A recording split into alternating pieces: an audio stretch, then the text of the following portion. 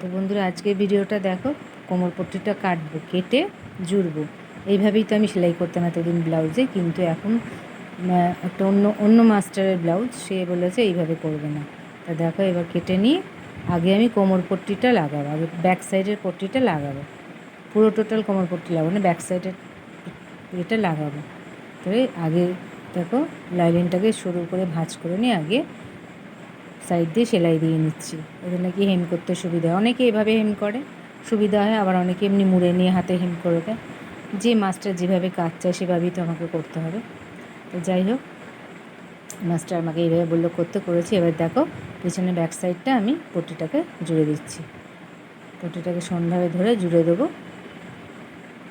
তোমার ভিডিওটাকে কোথা থেকে দেখছো আমাকে বলো, জানিও। ভিডিওটা ভালো লাগলে লাইক, কমেন্ট, সাবস্ক্রাইব করো। ছোটো ছোটো ভিডিও নিয়ে আসবো আমি। এটা ব্রাকাট ব্লাউজ হচ্ছে, তাই এই দেখো এবার জোড়া হয়ে গেলে, এবার যেমন জুড়ে যেমন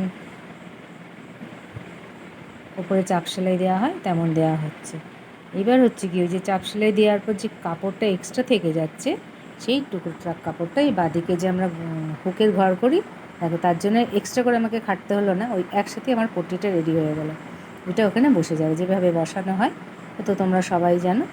আর একটা ব্যাপার হচ্ছে, দেখো এটা ব্লাউজে, ব্রাকাট ব্লাউজের নিচের যে বড় পার্টটা হয় ছোটো, দেখো ওটা কিন্তু পট্টিটা রেখেই কেটেছে।